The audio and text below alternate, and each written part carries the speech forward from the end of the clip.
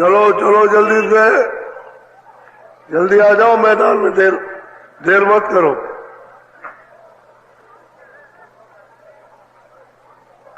चलो चलो, समय होने वाला।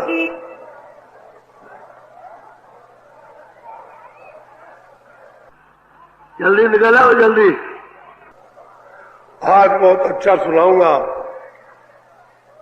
आपकी समझ में आएगा। दौड़ के आओ, सब सिर पर धोती रखो, ये सत्संग है। अब आप भगवान के नाम को, जो सच्चा भगवान है, आप उस नाम का उच्चारण कीजिए। बोलो जय गुरुदेव, जय गुरुदेव। सब लोग बोलो जय गुरुदेव। अब एक बात आपको बताएं कि आप शंका करोगे तो शंका से बड़ा नुकसान होता है, हानि होती है। क्योंकि शंका करोगे तो घर में पति पत्नी से झगड़ा हो जाएगा, शंका करोगे तो भाई भाई लड़ जाएंगे। शंका विनाश करती है और पिता पुत्र में लड़ाई हो जाएगी। शंका करोगे अड़ोसी पड़ोसी फूट जाएंगे। शंका जो है वो बुद्धि को नष्ट करती है और धर्म को खत्म करती है। शंका से लोक परलोक सब बर्बाद हो जाता है सबका। और शंका से काम क्रोध लोभ मोह अहंकार ये बड़ी तेजी से बढ़ते। तो जितने बुद्धि कोई काम न कर सके, आपका हमेशा के लिए सर्वनाश हो जाए। तो शंका आप मत करो। क्यों? कि महात्माओं ने कोई ऐसा काम नहीं किया जिससे मानव इंसानी रूह का, जीवात्मा का कोई नुकसान हो। वो सब वही करते रहे कि जो लाभ हो। और उन्होंने ही तो परमात्मा के नाम का प्रचार किया, तो वो तो आगे भी करते रहेंगे, पीछे भी करते आए। तो आपको शंका करने की क्या जरूरत? ये जो शोर मचा है जय गुरुदेव जय गुरुदेव, तो ये कोई मेरा नाम तो नहीं है, ये तुम्हारी भूल है। न तुम्हारा नाम है, न इन पेड़ों का है, न मतलब ये है कि नदी नालों का, न पहाड़ न समुद्र का। ये तो प्रभु का नाम है। तुमने नहीं सुना? तुमको तो रामायण को अच्छी तरह से समझना चाहिए था, समझने वाले से पूछना चाहिए था। एक अनिय अनामार सच्चिदानंद प्रभु धामा, आखिर वो किसने प्रचार किया? एक है। इसलिए शंका मत करो, क्योंकि मेरा नाम नहीं है, मैं तो नाम का प्रचार। तो कोई भी महात्मा आएगा वो प्रचार करता रहा। अरे प्रभु के नाम का तो प्रचार करेगा ही नहीं, तुमको रास्ता ही नहीं मिलेगा। वही तो प्रचार करता। तो बड़े प्रेम प्यार से बोलो जय गुरुदेव, जय गुरुदेव नाम किसका, जय गुरुदेव नाम किसका। बच्चे और बच्चियों, देवी और पुरुषों, ये बड़े आज तुम्हारे सौभाग्य है और हमारा भी है कि आपको ये समय मिला। ऐसा समय बहुत मुश्किल से कभी कभी आता था। तो जो समय हमको सौभाग्य से मिल गया तो उसका लाभ उठा लो, फायदा उठाओ। वही मनुष्य है कि समय से वो फायदा उठा ले। तो जो आपको सुनाऊंगा ये तो आपने कभी सुना नहीं, और जो दूंगा वो भी आपको अभी तक नहीं मिला। तो आप मतलब ये बराबर भटकते रहे। तो मैं ये समझाना चाहता हूँ पहले कि जहाँ ये रहते हो आप, ये परदेश है, आपका देश नहीं है। आपके देश में तो सुख है, आनंद है। आपका देश तो अमृत से भरा है, ज्ञान से भरा, शक्ति से पूर्ण है। तो वहां आप आनंद लेते थे। वहां कोई मतलब ही है कि किसी तरह का कोई तकलीफ तो थी नहीं। और ये देश है, ये काल का देश है, ये काल का देश है। और आपका जहां छोड़ा है आपने, वो तो दयालु देश है। वहां तो सिवाय दे दयान दयानंद और अमृत अमृत पियो, वहां तो कोई तकलीफ नहीं। और काल के देश में न तो आपको सुख मिलेगा, न आराम, न शांति मिलेगी, न आनंद मिलेगा। परदेश है ये। और आप यहाँ ढूंढ रहे हो कि हमको सुख मिल जाए, हमको आराम, और मतलब ये है कि शांति मिले, आनंद मिल जाए, तो यहाँ है नहीं। आप वैसे ही मेहनत कर रहे हो अज्ञान में, यहाँ कुछ नहीं। ये तो परदेश है ना, अपना देश नहीं। तो परदेश में कोई आदमी सुखी रह नहीं सकता। तुम नर नारी बच्चे बच्चियों कहोगे हम सुखी रह जाए, कभी नहीं। यहाँ तो परदेश तो दुख है। मैं तुमको एक बात बताऊं कि आप कहते हो हमारा खर्चा पूरा नहीं होता, तो क्या किया जाए? बड़ी मुसीबत है, बाल बच्चों को पूरा नहीं पड़ता। तो आपने कहा चलो अच्छा, बाहर के लोग कहते हैं कि हम वहां गए थे, बड़ा अच्छा पैसा मिलता है, तो चलो बाहर से पैसे कमा लिया। तो आप किसी तरह से प्रबंध करके बाहर गए विदेश में, और वहां आपको काम लग गया, तो आपको पैसे मिलने लगे, तो आप बाल बच्चों के लिए महीना में भेजने लगे। लेकिन वहां ज्यादा पैसा मिला तो आपने जमा किया और महीने में भेजते रहे। तो इस लालच में फंस करके कि और मिला, अच्छा मिला, और मिला, और ज्यादा हो जाएगा इतना तो चलेंगे, फिर घर में बाल बच्चों में रहेंगे तो बड़ा अच्छा रहेगा, ये सब सोचते रहे आप कि और जमा कर रहा है, और जमा कर रहा है। अच्छा, हम आपको खर्चा तो भेज रहे हैं, और थोड़ा सा और हो जाए, हम आ जाए। तो 25 साल लग गए। तो आपने पैसा भी इकट्ठा किया, खजाने में जमा कर दिया, और वहां मकान भी ले लिया और जमीन भी ले ली। अब और घर में बहुत सामान हो गया आपको, अब आराम से वहां रहने लगे। यानी जो आराम आपको मिलता था, तब तक उसने एक ऐलान किया कि जितने भी बाहर के लोग हमारे देश में रहते हो सब छोड़ के चले जाओ। अब आपने सोचा ये क्या बात हो गई? अब सोचते रहे, क्या लगे चले जाओ, मकान बेच नहीं सकते हो, और जमीन बेच नहीं सकते हो, और कोई तुम्हारी जमीन खरीद नहीं सकता, और जो भी खजाने में पैसा जमा उसको निकाल नहीं सकते हो, जो घर में सामान है उसको ले नहीं जा सकते हो, जो तुम कपड़े पहने हो वही ले जा सकते हो। तो वहां जाओ समुद्र के किनारे, वहां जहाज खड़ा है, वो आपको बैठा देगा, आपको अपने देश में पहुंचा देगा। अब सोचने का भी क्या किया जाए, कैसे सब हमने इतना कमाया और इतनी मेहनत की और मकान लिया और पैसे खर्च किए, और खजाने से भी नहीं जा सकते, और घर का भी कोई सामान नहीं, जो पहरे वही। तब तक 2-4 दिन में ऐलान किया कि कोई आदमी जो परदेसी है, टाला मटोली हाला मुआली करेगा तो 10 साल की सजा होगी, पकड़ा जाएगा। अब आप घबराए कि अगर पकड़ लिए सीधे 10 साल जाएंगे अंदर। तो अब क्या करें, लाचार, आप क्या करोगे? आप परदेश में आप क्या करोगे? अब रोते पीटते अंदर झुटते हो, मतलब ये अफसोस तो करते हो बच्चे। जब वहां पहुंचे समुद्र के किनारे, तो वहां अधिकारी खड़े थे। देखो, अधिकारी खड़े होते, उनका ये कपड़े उतार लो। तो सब कपड़े उतरवा लिए। जब कपड़े उतर गए तो उनका ये देखो लंगोटा है, तो पहनो। तो लंगोटा पहना दिया, और देखो वो जहाज खड़ा है, उस पर बैठ जाओ। तो आपको बिल्कुल नंगा करके भेज दिया। अच्छा, आप क्या कर सकते हो? कुछ नहीं कर सकते। अब आप दुखी होकर के, और जो पहने थे वो भी, और जो आपने रखा वो सब कुछ चला गया, आप खाली चले आए हो। तो इससे अच्छा तो अपने देश ठीक था। अब तो उससे ज्यादा तकलीफ हुई, क्यों 25 साल तो वहां लग गए, और यहाँ कुछ कमाते और ये रहते बच्चों के बीच में, तो मतलब एक कम से कम तो अब तो हमको चिंता बहुत हो गई कि अब पैसे कहाँ से आएंगे। अब तो यहाँ कोई काम भी जल्दी नहीं मिलेगा, और उम्र भी जो है, यानी मतलब 25 साल में गए, 25 साल वहां हुए, 50 साल हुए, तो उम्र थक रही है। अब आप चले आए बच्चों के बीच में, आ रही है क्या हो गया? पहले भाई उसने मतलब ये कि हुक्म दे दिया कि कुछ ले जा सकते हो, और कहा अगर नहीं जाओगे तो 10 साल की सजा हो। तो क्या करें? चले आप, ये है परदेश, ये है पराया देश, अपना देश नहीं है। अब ये तुमको दिया है, देखो ये मतलब समझ लो, ये मकान है, इसको कहते हैं मनुष्य शरीर, इसको कहते हैं इंसान। ये आपको दिया, तुम किराए पर दिया है, भाड़े पर, किराए पर दिया है। ये देखो, ये मेरा मकान है, ये मेरा मकान है, 5 चीजों का बना है, जल, पृथ्वी, अग्नि, वायु, आकाश।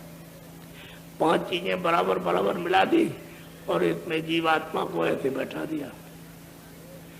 तो अब जीवात्मा का तो ये मकान नहीं है, ये तो उसने कहा देखो ये हमने बना दिया और इसको इसमें बैठा दिया।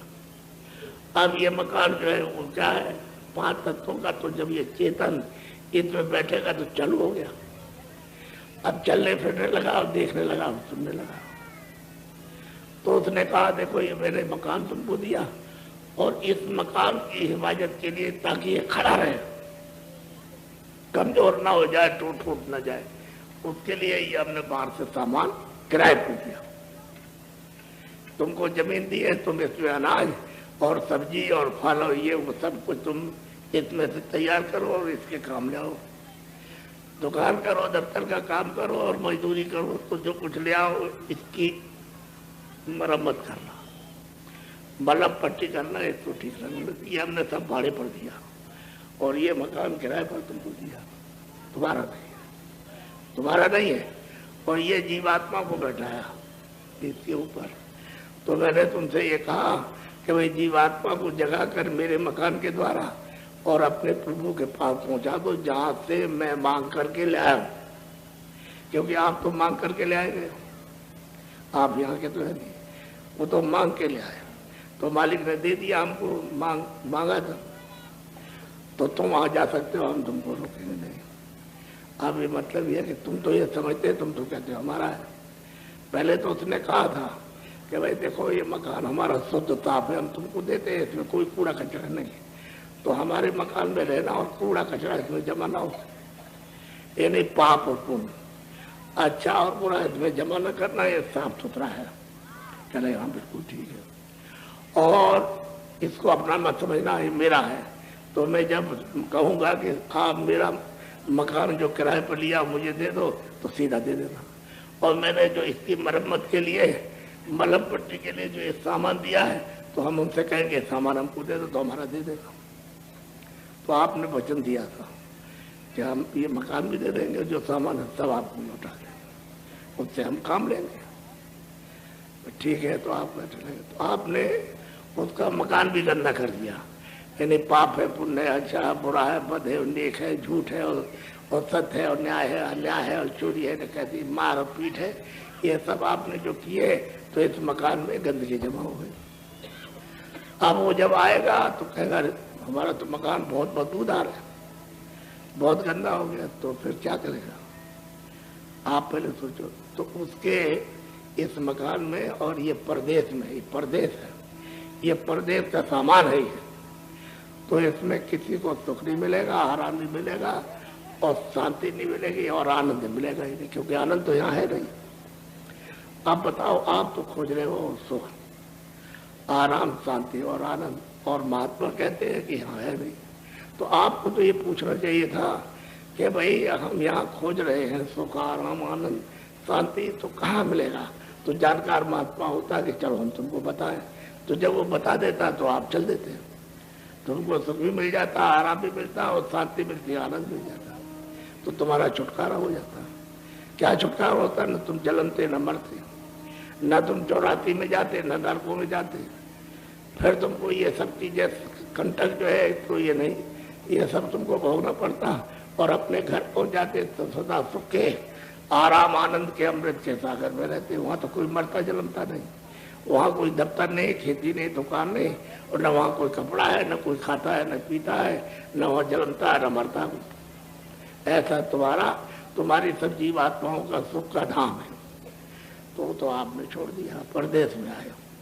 अब ये चीजें तो आपने कभी सुनी नहीं, फिर तो सुनते तुम क्या रहे? अंधे सुनाते रहे हो, बहरे सुनते रहे। उन्होंने अंधों ने सुनाया, हमको तो कुछ दिखाई नहीं दिया, और बहरे बैठ के सुनते रहे तो उनको कुछ पता ही नहीं है। वो जब कुछ जाने तब तो बताए, वो जानता नहीं है तो आपको क्या मालूम, आप तो अंधे हो। तो आप बैठे रहे, सुनते रहे, बस कुछ नहीं। तो आप असल भी ये, कोई जानकार मिल जाता तब तो बताता देखा हुआ, तब तो आपसे कहता अरे भाई तुम जल्दी करो, देखो तुम चल के यहाँ से, यहाँ कहाँ हो, चलो देखो। तो वो तो किसी ने बताया नहीं, और तुमने मतलब ये है, बात तो असली। तो तुम्हारी रामायण में लिखा है कि अंधा गुरु और बहरा चेला, और हो नरक में ठेलम ठेला। तो बताओ अब ये कैसे काम होगा? जब गुरु अंधा और चेला बहरा है, दोनों घोर न रखो, ये जाएंगे बचने वाला, दोनों में से एक भी नहीं है। तो रावण की चौपाई आप काट नहीं सकते, वो तो सत्य है, बाकी वो तो सत्य वचन है, वो तो महापुरुषों का सत्य वचन कटेगा नहीं। तो आप क्या समझते हो, क्या कोई खिलवाड़ है? ये जो लिखा है महात्माओं ने तुम्हारे लिए, तो कोई खिलवाड़ तमाशा थोड़ी कर दिया। अरे इतनी बड़ी चीज बताई है उसको तुमको तो जब उसमें लिखा था कि भाई महापुरुषों की खोज करना, किसी ऐसे मतलब मुर्शिद की, ऐसे गुरु की, ऐसे महापुरुष की खोज करना जिसने प्रभु को पाया, जिसने खुदा का और खुदाओं के खुदा जो है वो उसका जिसने दीदार किया, उसके पास जाओ। तो आपने तो ऐसों की खोज की नहीं, कभी सोचा ही नहीं कैसे मिलेंगे क्या नहीं मिलेंगे। अब तो आपको तो सोचना चाहिए था भाई, तुमको तो किताबों में सब लिख दिया था कि भाई तुम विश्वास करना, जो कुछ हमने लिखा तो तुमने विश्वास तो किया नहीं, तुम तो इधर चकमे में रहे, दूसरों के मतलब चकमे में पढ़ते रहे, धोखा देते रहे, बस वही, इसलिए तुम्हारा समय तो निकल गया। अब मैं आपको सुनाता हूँ, तो बड़े ध्यान से सुनो, कोई मैं कथा कहने तो आया नहीं। पहले तो ये जीवात्मा की उलझी जो समस्या है उसके समाधान के लिए कि इसको नरकों से, यानी उन यातनाओं से और 84 से कैसे बचाओगे, क्योंकि ये तो सीधी जा रही है, सीधा दरवाजा नरकों का खोल लिया, तो बताओ अब इसको बचेगा कैसे? तो हम तो समस्या को सुलझाने के लिए आए, या कथा था वार्ता सुनाने के लिए नहीं आए। असली बात ये, तो मेरी बात तो सुनो, न जमीन थी ना आसमान था। जब ये जमीन नहीं थी, आसमान नहीं था, आप इसी बात को समझो, तो हम नहीं थे, हम थे ही नहीं। जब जमीन आसमान नहीं रहेगा तो हम थे। आप पहले जब जमीन आसमान नहीं रहेगा तो कोई मंदिर और मस्जिद, कोई गिरजाघर नहीं। जमीन आसमान नहीं रहेगा तो ये सूरज और चांद और सितारे नहीं। जमीन आसमान नहीं रहेगा तो पहाड़ और समुद्र कुछ नहीं, ये थे ना। वहां कोई मतलब स्वर्ग था, न वैकुंठ था, न ब्रह्मा थे, न विष्णु थे, न शिव थे, और न ईश्वर था, न ब्रह्म था, न पार में कुछ था, कुछ भी नहीं था। तब कौन था? तुम्हारी रामायण में लिखा कि एक अनी अनामा आग सच्चिदानंद प्रभु धामा। पहले एक था, वो अनाम है, अब भी अनाम है, पहले भी अनाम था, भविष्य में भी अनाम रहेगा। वो अकेला एक था, ये सब कुछ उसी में समाया था, उसी सागर में, और वो तो अथाह सागर है। उसको तुम खरबों खरबों वर्षों तक पीता, लेकिन खरबों वर्षों तक तुम वहां नाप करते रहो तो पता ही नहीं। अरे मालूम ही नहीं कि तुमने कुछ नापा कि नहीं नापा। इतनी लंबी और चौड़ी ऊंचाई और निचाई, खरबों खरबों, यानी मतलब ये पीता नहीं, तो मतलब ये मील का अगर नापो या कोस का नापो तब भी कुछ नहीं। तो ऐसा महासागर, तो वो सब ये कहते हैं कि भाई एक अनिया अगदा सच्चिदानंद प्रभु धाम। तो कहते हैं किधर कि प्रकृति पार वासी और ब्रह्म ब्रज अविनाशी, वो प्रकृति के पार है, ये पार नहीं। तो आपको किसी को ये तो मालूम नहीं प्रकृति कहाँ रहती, वो कहाँ रहती, किस जगह रहती है, तो कुछ पता नहीं। तो कुछ नहीं था, कोई चीज नहीं थी किसी तरह की, न लोग थे, न परलोक थे, न पूरब था, न पश्चिम था, न जमीन थी, न आसमान था, न आप थे, न हम थे, कोई नहीं, यह कुछ था ही नहीं। तो उसी में सब समाया था। तो उस मालिक की जब मर्जी हुई, जब उस अनामी प्रभु की जब मौज हुई, इच्छा हुई, तो अपने अपने मुख से आवाज निकाली, बड़े जोर की आवाज और बड़ी ताकत उसके अंदर। तो आवाज निकाली, तो वहां से वो आवाज चली और सब रचना करते हुए अनंतों ब्रह्मांड बनाए। तुम्हारी गिनती नहीं है कागज पर, इतने ब्रह्मांड अनंतों बना दिया। और ये सब उसी एक आवाज से ये सब खाका, जो आप जमीन और ये सब कुछ देख रहे हैं, आसमान और वायु और ये मतलब ये कि अग्नि, सब कुछ देखते हो, एक ही आवाज पर सब उस बना करके उसने तैयार कर दिया। अब ये सब का सब पोला है, तो पोला, लेकिन उसकी आवाज में इतनी मतलब ये ताकत है कि कोई भी चीज मशीन लगाओ, लेकिन ऐसे नहीं हो सकता, ऐसे ही रहेगा। तो तुमको तो ये ज्ञान नहीं अभी तक कि भाई बिजली कहाँ तैयार हो रही है, तो ये सोचना चाहिए ना, बिजली तैयार होती है तो उन्होंने तार लगा दिए, फिर जमीन से तार डाल दिया, तो बिजली जा रही है सारे देश में, छोटे बड़े कल कारखाने चल रहे हैं और सब जगह पर रोशनी हो रही है। लेकिन जहाँ बिजली बन रही है वहां से ऐसे बंद कर दिया जाए तो सारे देश के छोटे बड़े कारखाने बंद और सब जगह अंधेरा। तो आपको तो ये पता नहीं, उसने ये सब खड़ा कर दिया, सब बोला। कोई लोग नहीं, मतलब ये कोई देश नहीं थे, कुछ नहीं था, ये सब होना तैयार। और इसमें कोई है नहीं, न ईश्वर है, न खुदा है, न वो ब्रह्म है, मतलब ये कि कोई नहीं है, न परमात्मा है, न राम है, न कृष्ण है, कुछ नहीं था। क्योंकि जीवात्मा कोई थी नहीं यहाँ पर। तो उस मालिक की मौज हुई तो उसने ये सब खड़ा कर दिया। तो अपने देश से उन्होंने 16 बच्चों को कहा कि तुमको हमको नीचे भेजना है। मेरे मतलब ये है कि ये तमाम खड़ा कर दिया और अनंत हो लो और तुम जरा नीचे जाओ, देखे हो जा करके। तो 16 बच्चों को अपने देश से भेजा। तो काय पर? अपनी आवाज पर। वो तो अलग, रचना करने वाली आवाज तो अलग है, ये सब बोला है। तो इनको डोरी पर उतारा, जैसे डोरी क्या आवाज की डोरी है। जैसे यहाँ से कोई बोले कि राम रे, तो वहाँ उसके कान तक आवाज जा रही, तो जो ये आवाज जा रही है उसके कान तक ये डोरी है कि इसमें से आवाज निकल रही है और उसके पास जा रही है। तो उन्होंने आवाज को वहां से और सीधा मतलब छोड़ दिया, तो डोरी जैसी आकर के पड़ी है। तो 16 को एक इस पर बैठा है, एक इस पर बैठा दिया, इधर बैठा दिया, इधर बैठा दिया। अब उन्होंने उस पर डोरी पर बैठ गए तो वैसे बैठे हैं कि न ऊपर जा सकते न नीचे आ सकते। अब ये सोचते सोचते कि भाई हम ऊपर नहीं जा सकते, नीचे भी नहीं आ सकते। अब बीच में लटके ऐसे इस तरह, उसी डोरी पर, उसी आवाज पर, उसी देवबाड़ी पर लटके हुए इस तरह से। तो उन्होंने सोचा अब क्या किया जाए। तो 16 के 16 ने वही से ध्यान करना मालिक का शुरू कर दिया और ध्यान करते रहे ध्यान। तो कितने जो और कल्प बीत गए उनको ध्यान करते करते करते। इतनी गिनती आपके पास नहीं, इतने दिनों तक ध्यान किया, इतने बस होता। तो मालिक इनके ध्यान से, इनकी सेवा से प्रसन्न हो गए, खुश हो गए। तो उन्होंने कहा कि देखो मैं तुम्हारे इस सेवा ध्यान से मैं बहुत प्रसन्न हो गया हूँ और तुम जो कुछ कहो, जो मांगो वो हम तुमको दे देंगे। इनसे 16 से कहा, इनको भेजा था तो 16 से कहा हम तुमको दे देंगे। अब इन्होंने सोचा कि भाई मालिक ने स्वयं, मतलब ये है कि अपने आप कहा कि मैं तुम्हारी सेवा से बहुत प्रसन्न हो गया हूँ, खुश हूँ और तुम जो कुछ भी मांगोगे वो मैं तुमको दे दूंगा। तो मालिक ने जब खुद कहा, खुद प्रसन्न हो गए और जो मैं मांगूंगा मुझे मिल जाएगा। तो उन्होंने कहा कि उन्होंने सबने कि हमको छोटा सा राज चाहिए। तो उन्होंने कहा आयो बस तुमको हमने दिया, आप दिया।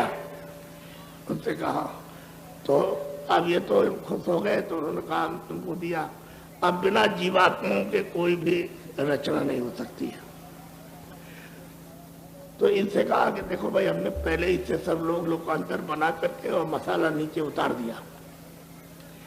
तब इन सुरतों से कहा कि देखो तुम सबसे जो नीचे थी, इनसे कहा बुला करके कि देखो मैं उनसे खुश हो गया, वो प्रसन्न हो गया और मैंने उससे कहा कि तुम जो कुछ भी मांगो हम दे देंगे। तो उन्होंने सेवा करके मुझको खुश कर लिया और तुमको हमसे मांगा। सुरतों से, जीवात्माओं से कहा कि तुमको हमसे मांगा और हम तुमको दान देंगे उनको, क्योंकि उनसे मैं खुश हो गया हूँ। और उन्होंने जो कहा तो मतलब मैंने कहा अच्छा हम देंगे तो तुमको हम देंगे। अब एक काम करो कि हम तुमको अपनी आवाज पर भेजेंगे, अपनी आवाज पर। तो उन्होंने तीसरी आवाज निकाली, उसमें सब जीवों का भंडार। वहां तो अथा करे, उसमें तो अरबों खरबों टैंकर लेकर भर के ले जाओ तो कुछ पता नहीं चलेगा। तो 10-20 घड़े में क्या होने वाला, 10-20 घड़े, एक छोटा छोटा सा भंडार इन 16 को दे दिया तो उसमें फर्क पड़ने वाला क्या। तो जीवों का भंडार, सुरतों का, रूहों का, इनको और आवाज पर भेजा। तो उन्होंने कहा देखो ये आवाज जा रही है, इस पर तुम बैठ करके जा रहे हो और इस आवाज को छोड़ना नहीं, तब तो तुम नीचे जाओगे सब कुछ देख करके और फिर बेपास हो जाओगे। और तुमने अगर आवाज को छोड़ दिया, इस डोरी को छोड़ दिया, तो तुम वहीं रह जाओगे, फिर तुम मतलब ये मेरे पास नहीं आ सकते। खूब समझाया तो सबने कहा ठीक है। अब इनको छोटा छोटा भंडार जिन जिन लोगों में उनको बैठाया, उन लोगों में छोटा छोटा सा भंडार सबको दे दिया। अब ये जीवों का, ये सुरतों का, रूहों का ये भंडार पा करके अपने अपने देश में उन्होंने रचना की और राज करने लगे। तो सबसे सत्पुरुष के पुत्र यानी छोटे हैं ईश्वर, मुसलमान उनको खुदा कहते हैं, हिंदू ईश्वर कहते हैं, ईसाई घाट कहते हैं और जैनी तीर्थंकर कहते हैं। ये सबसे छोटे उनके पुत्र हैं। तो इनको 3 लोक का राज मिला। एक तो ये मृतलोक का, दूसरा स्वर्ग और वैकुंठ का, और तीसरा जो है सूक्ष्म लोक का। तीनों लोक के ये मालिक है। तुमको 3 लोक में इनको एक छोटा सा भंडार दे दिया जीवात्माओं का। अच्छा, इसको ले जाओ और तुम्हारे पास वहाँ सब जगह मसाला दिया है, तुम अपना मसाला मिलाना और इनको बैठा देना। तो इनको भंडार दे दिया। अब सबको बांट दिया अपने अपने लोगों में। जिस तरह जो मसाला था वो उन्होंने मला बना करके और उनको बैठाया। जहाँ मसाला नहीं था वहां तो कोई बात नहीं, वो तो शुद्ध वहां रहते। अब इन्होंने सोचा कि भाई इनको नीचे ले चलना है तो क्या करें। तो इन्होंने आद्या मां शक्ति से 3 बच्चे पैदा किए। जब पैदा हो गए तुमसे कहा तुम ये घड़ा बनाओ, आप समझ लो। तो घड़ा बनाओ और जब घड़ा तैयार हो जाए तो और जीवात्मा इस घड़े पर बैठ जाए तो इनसे कहा कि तुम इसकी देखभाल करो, संभाल करो इसकी। तो तीसरे से ये कहा कि तुम इसको फोड़ दो, यानी इसको बिगाड़ दो। तीनों को काम दे दिया। उनसे कहा देखो हम तुमको सुरतों को, जीवात्माओं को देते हैं, अब इनको तुम मृतलोक में ले जाओ।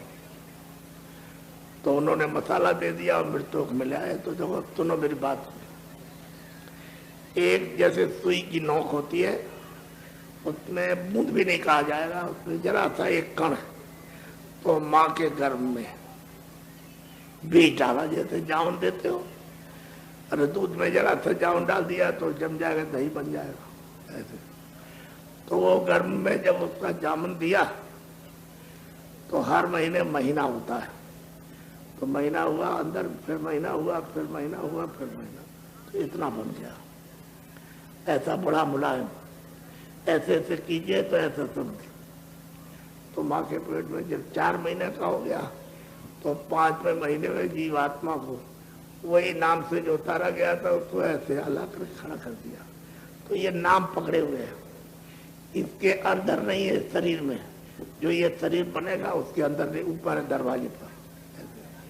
तो इसकी तेजी से, तेज रोशनी से 2 आँख के सुराग, 2 कान के सुराग, 2 नाक के सुराग, नाक के